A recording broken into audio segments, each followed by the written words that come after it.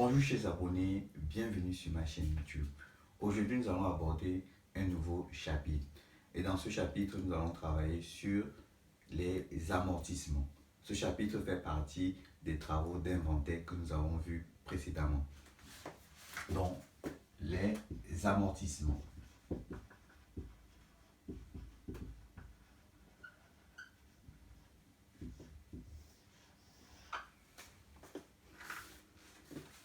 Les amortissements. On va aller ici très doucement parce que c'est un chapitre un peu complexe. On va aller très doucement. On va employer les termes très simples pour que chacun puisse se retrouver facilement. Ok? Donc, l'amortissement, qu'est-ce que c'est? L'amortissement, c'est une perte de valeur d'un bien. Simplement. Une perte de valeur d'un bien qui peut être causée soit par le temps, par l'utilisation, parce qu'on utilise un bien, il perd de la valeur. Parce que le temps s'écoule, il perd de la valeur. Parce que le bien est par ce qu'on appelle l'obsolescence physique du bien. Donc, le bien perd également de la valeur.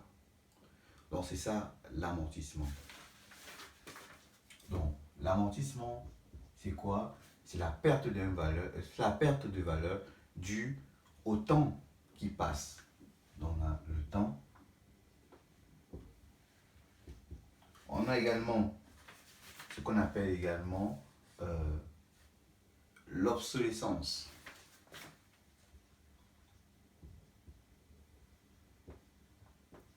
L'obsolescence qui fait également perdre la valeur du bien. Ok? Et il y a certaines conditions également, des conditions physiques. Conditions physiques qui peuvent également entraîner une perte de valeur. Mais ça, c'est vraiment au cas, à la définition de l'amortissement. Ok? Mais ce que nous allons travailler plus en profondeur, c'est la partie, je dirais, technique des amortissements que nous allons travailler. Ok? Alors, pour commencer notre partie technique, il faut savoir que dans l'amortissement, on a d'une part une base d'amortissement.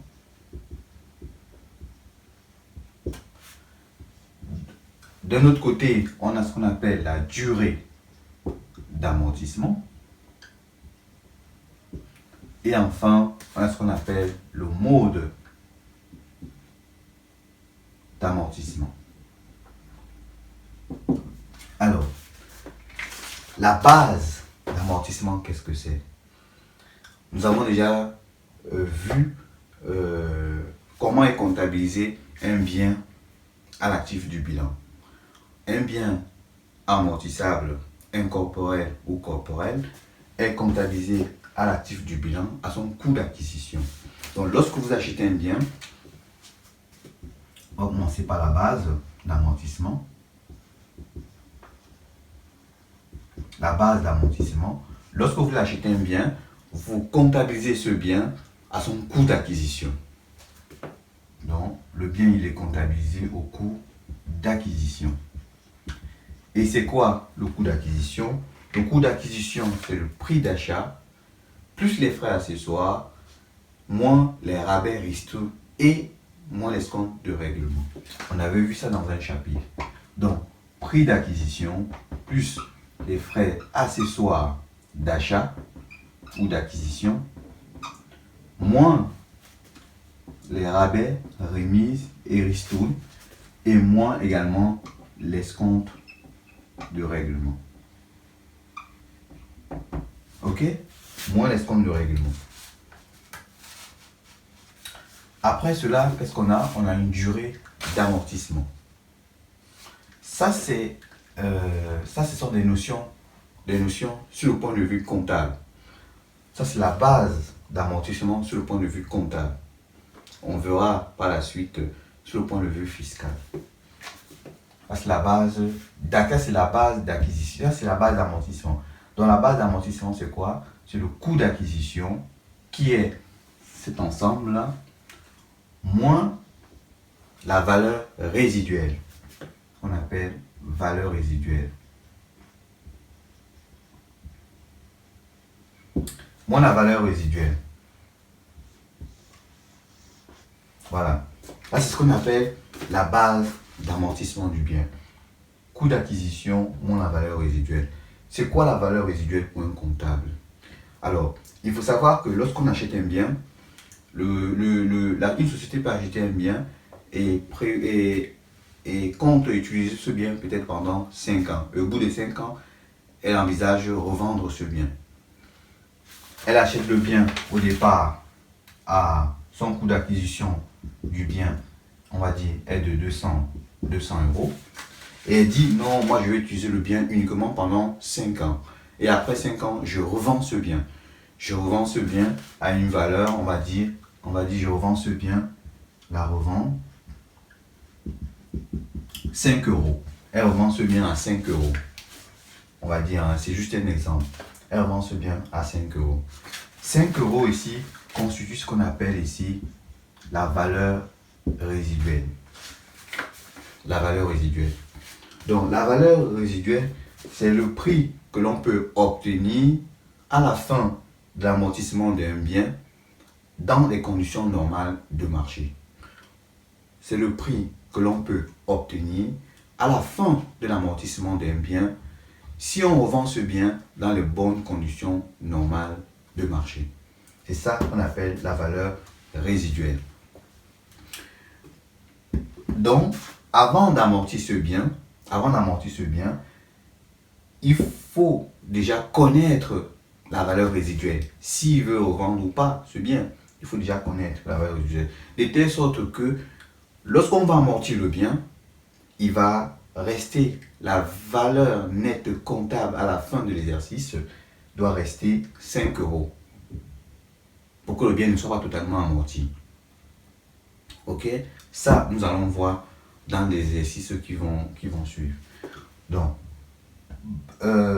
pour amortir ce bien de 200 euros, on doit faire 200 euros moins la valeur résiduelle,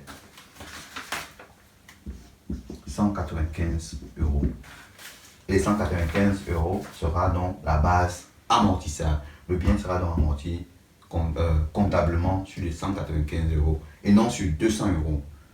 Tout simplement parce que à la fin des 5 ans ou les 5 années qui vont suivre, les 195 euros seront, la valeur nette comptable sera à 0, mais il va rester 5 euros qui n'ont pas été amortis dès le départ. Ok? Donc voilà la base amortissable pour le comptable. La durée d'amortissement. Alors, la durée d'amortissement, qu'est-ce que c'est? C'est pas compliqué. On a la durée d'amortissement. C'est quoi? La durée d'amortissement, c'est la durée d'utilisation du bien. C'est la durée prévue d'utilisation. Ça veut dire quoi? Si vous achetez un bien et que le fabricant a prévu que le bien doit être utilisé pendant 10 ans. Les 10 ans constituent la durée d'utilisation du bien. Vous n'êtes pas obligé de tenir compte des 10 ans. L'entreprise elle-même peut fixer sa propre durée d'utilisation du bien en fonction évidemment de ses conditions internes. On est d'accord. On est d'accord que un entrepreneur individuel qui achète une imprimante pour ses propres besoins, ne peut pas l'utiliser pendant la même durée qu'une entreprise d'impression. Imaginons une entreprise d'impression qui ne fait que des impressions. Elle a besoin d'une imprimante pour faire des photocopies et tout ça. Elle ne fait que ça, c'est son activité habituelle. Alors que d'un autre côté, on a un entrepreneur que lui, il fait des photocopies une fois tous les mois. On est d'accord que l'amortissement de l'imprimante ne sera pas pareil. la durée d'amortissement de l'imprimante ne sera pas pareille. Pour l'entreprise d'impression qui ne fait que ça du 1er au 31, qui ne fait que ça tous les jours, l'imprimante va s'amortir très rapidement. Alors que pour l'entrepreneur individuel, l'imprimante ne pourra pas, l'imprimante va durer. Hein, la durée de vie de l'imprimante donc varie en fonction de l'activité que vous faites. C'est pour ça que même si le fabricant a défini une durée d'utilisation de 5 ans, l'entreprise peut dire non, je ne peux pas attendre 5 ans parce que 5 ans, l'imprimante sera déjà foutue. Donc, elle peut décider d'amortir le bien pendant 3 ans. Donc, la durée d'amortissement, c'est quoi? La durée d'amortissement, c'est la durée d'utilisation prévue. La durée d'utilisation prévue. Ok? La durée d'utilisation prévue. Et comme j'ai dit, cette durée dépend de l'activité de l'entreprise. Ok? Dépend du fabricant. Donc celui qui a fabriqué dépend du fabricant, celui qui a fabriqué le bien. Ok? Et voilà. Donc l'entreprise peut choisir elle-même de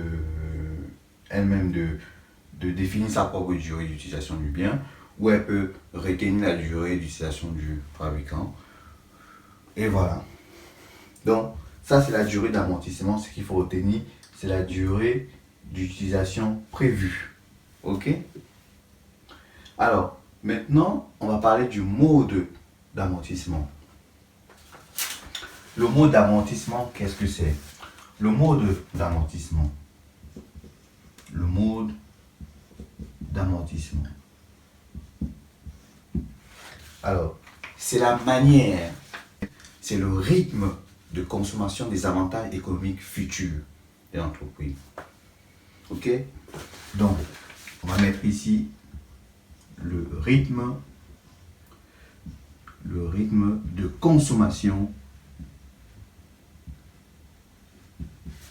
des avantages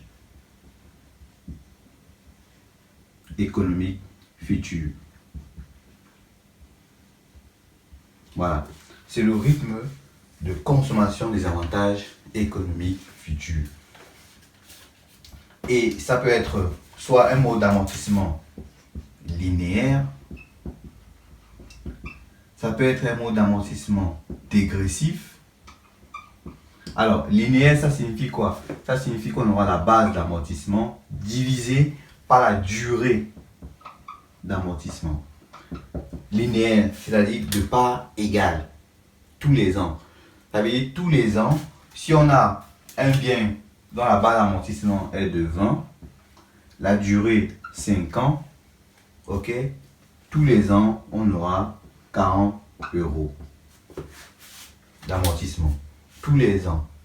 Donc l'amortissement ici est donc linéaire. Dégressif, cela signifie quoi? Cela signifie que l'amortissement est plus importante pendant les premières années d'utilisation du bien, et au fur et à mesure, l'amortissement diminue. Ça veut dire que à la première année, on peut avoir 50, deuxième année 40, troisième année 35, au fur et à mesure, ça baisse. Ce qu'on appelle l'amortissement dégressif. On peut également avoir ce qu'on appelle l'amortissement croissant. Alors, croissant, c'est l'opposé de l'amortissement dégressif. Ok? Croissant, cela signifie tout simplement que pendant les premières années d'utilisation, l'amortissement est moins important pendant la première année. Deuxième année, ça remonte tout un peu. Troisième année, ainsi de suite. Jusqu'à la fin de l'année. À la fin de l'année, on aura plus d'amortissement. Et à la fin, on a ce qu'on appelle l'amortissement variable. Alors, moi j'aime bien l'amortissement variable. J'aime bien ça parce que c'est l'amortissement, le mode d'amortissement le plus juste que moi je pense que toutes les entreprises devraient utiliser. Hein? Le mode d'amortissement variable. Cela signifie quoi? Cela signifie qu'elle dépend de la production, de l'activité de l'entreprise. Ok? Elle dépend de l'activité de l'entreprise au cours d'un exercice comptable. Si un bien qu'on a acheté, imaginons un bien, on va dire dans une entreprise de fabrication, de production, on achète une machine qui est censée produire, c'est pas moi, 10 000 produits, hein, qui est censée fabriquer ou produire 10 000 produits. Au cours d'une année, pendant un an, elle produit, on va dire, 1000 produits. Elle produit 1000 produits. L'amortissement ici, si on demande de calculer l'amortissement du bien, on va faire comment? La machine nous a coûté, par exemple, on va dire 50 000 euros. La machine nous a coûté 50 000 euros, c'est le prix de la machine. Cette machine de 50 000 euros est censée nous apporter à la fin de l'amortissement, c'est-à-dire à la fin de sa durée de vie, de la durée de vie de cette machine, 10 000 produits, qu'on aura produit 10 000 produits. La première année, la machine nous produit 1000 produits. Alors, pour calculer l'amortissement, c'est très simple. L'amortissement, comme c'est un amortissement variable, elle varie en fonction de la capacité de production de l'entreprise. Donc, on aura quoi? On aura 1000 euros qui ont été produits pendant une année, divisé sur la capacité totale. On a donc un rapport ici qu'on appelle ici un coefficient multiplicateur. Au fait, ce coefficient multiplicateur, c'est lui qui va affecter le prix d'acquisition du bien ou la base d'amortissement du bien. Donc, multiplié par les 50 000 qui est la base d'amortissement du bien. Donc, si on simplifie, on aura donc ici et là, donc l'amortissement sera de 5 000 euros par an. 5 000 euros. Et moi, je dis ici que c'est l'amortissement le plus juste, tout simplement parce que si au cours de l'année suivante, elle produit, on va dire 200 produits, l'amortissement varie en fonction de sa production. Ok? Donc, c'est plus important parce que plus le bien fabrique ou bien fabrique le produit fini, ou la marchandise, ou le produit de l'entreprise, plus on a de produits fabriqués, plus l'amortissement, plus le bien s'amortit. On est tout à fait d'accord. On est tout à fait d'accord que si un bien travaille tous les jours, il finira par s'amortir totalement, par ne plus être efficace à un certain moment donné. Alors qu'un bien, tu l'achètes, tu le mets dans un coin de la maison, le bien ne s'amortit pas forcément. Il y a le temps, oui, il y a le temps qui joue, il y a l'obsolescence qui joue. Je suis tout à fait d'accord, mais c'est pas pareil qu'un bien qui est en activité tout le temps, qui s'amortit. Donc pour moi, ça c'est l'amortissement le plus juste qu'on devrait adopter. Et pour faire ça, c'est très simple. On a dit ici, c'est une règle de 3 que j'ai fait ici. J'ai dit ici que j'ai dit ici que la machine qui est censée nous produire 10 000 produits au bout de sa vie, 1000 produits va nous coûter combien? Ok? C'est une règle de 3. Tu nous fais 1000 divisé par 10 000 et on multiplie par la base amortissable. C'est très simple. Voilà. Ça, c'est l'amortissement du point de vue du comptable. Maintenant, ce qu'il faut savoir, c'est qu'il y a aussi l'amortissement du point de vue fiscal. D'où on a la base amortissable, la durée d'amortissement et le mode également, le mode d'amortissement. Alors, fiscalement, si on vient ici, fiscalement, la base amortissable est égale à quoi?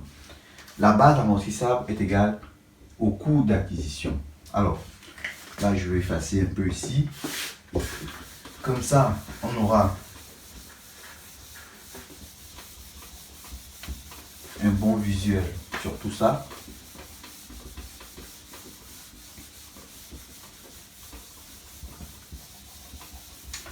Alors, qu'est-ce qu'on s'est dit?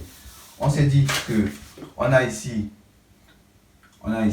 le comptable, le plan, on a ici le comptable, et de l'autre côté, on a ce qu'on appelle la fiscalité. Ok? Voilà.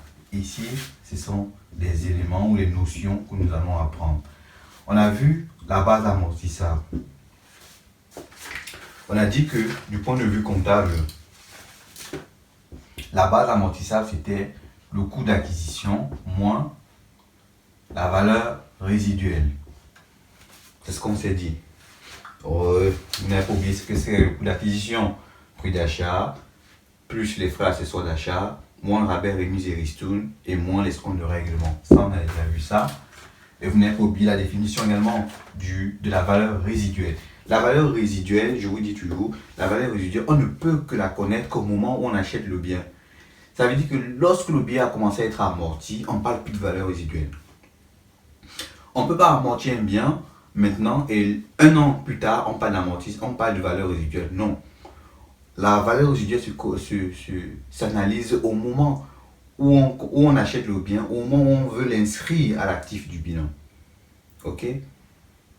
Au moment où on veut l'inscrire à l'actif du bilan. Sur le plan fiscal, la base amortissable, c'est uniquement le coût d'acquisition. Ok? Uniquement le coût d'acquisition. Voilà ce qu'on a. On a parlé également de la durée d'amortissement. La durée d'amortissement chez le comptable, on a dit que c'était une durée d'utilisation du bien. Et que cette durée était fixée soit par le comptable, soit par le fabricant, en fonction de la société. Et là, la durée ici, c'est fixé ici par ce qu'on appelle le plan fiscal. Ok? C'est une durée fixée par le plan fiscal. Donc, si vous regardez le plan fiscal, il y a des durées qui sont prévues pour chaque bien. Ok? Pour chaque bien. Donc, ce qui signifie que non seulement ici, la base amortissable elle est différente chez le comptable et chez le fiscaliste, la durée d'amortissement également peut être différente.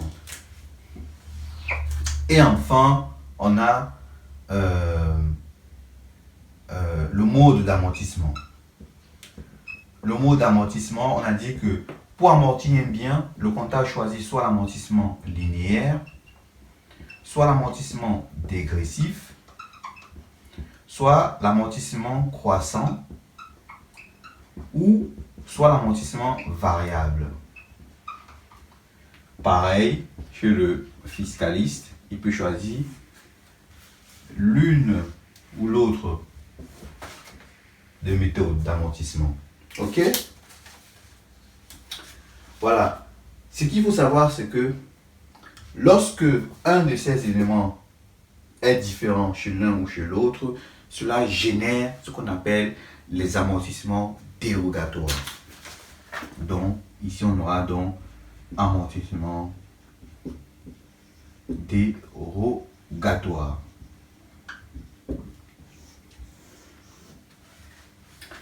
Alors, donc, qu'est-ce que c'est que ça? Qu'est-ce que c'est que ce langage-là? Ce qu'il faut savoir, c'est que le comptable, lui, calcule ce qu'on appelle l'amortissement comptable. Ok? Donc, lui calcule ce qu'on appelle amortissement comptable. Le fiscaliste, la fiscalité, c'est l'amortissement fiscal. La différence entre l'amortissement comptable et l'amortissement fiscal génère ce qu'on appelle l'amortissement dérogatoire. Ok? C'est tout ce que vous allez apprendre. Et si un des éléments ici est faux, bon pas faux, est différent de l'autre, on a automatiquement un amortissement dérogatoire. Ça signifie quoi? Si ici par exemple chez le comptable en base d'amortissable on a 100 euros et que chez le fiscaliste on a, je sais pas moi, 120 euros, vous avez automatiquement un amortissement dérogatoire. Automatiquement. Si la durée d'amortissement ici est 5 ans, et là on a également 5 ans de durée d'amortissement, il n'y a pas d'amortissement dérogatoire. en termes de durée. Si le mode d'amortissement est linéaire ici et que chez le fiscaliste c'est dégressif, vous avez l'amortissement dérogatoire à comptabiliser. Donc voilà, en définition, qu'est-ce que c'est que l'amortissement dérogatoire? C'est tout simplement la différence entre l'amortissement comptable et l'amortissement fiscal. Voilà, c'est cette différence que je pouvais vous montrer aujourd'hui. Là, dans le prochain exercice, dans le prochain chapitre, nous allons aborder un exercice pour comprendre tout ceci. Ok? Donc, j'espère que j'ai été très clair dans mon explication. Si vous avez des questions, s'il y a d'autres questions, n'hésitez pas à les mentionner en commentaire. Je suis là pour vous répondre. Je vous dis merci beaucoup d'avoir suivi cette vidéo. Je vous demande de vous abonner, de la partager dans tous vos groupes WhatsApp, Facebook, dans tous vos groupes. Partagez la vidéo afin qu'elle soit connue que la chaîne soit connue par tout le monde. Merci chers abonnés, abonnez-vous, mettez un pouce bleu à la vidéo. Merci et rendez-vous dans une prochaine vidéo. Ciao.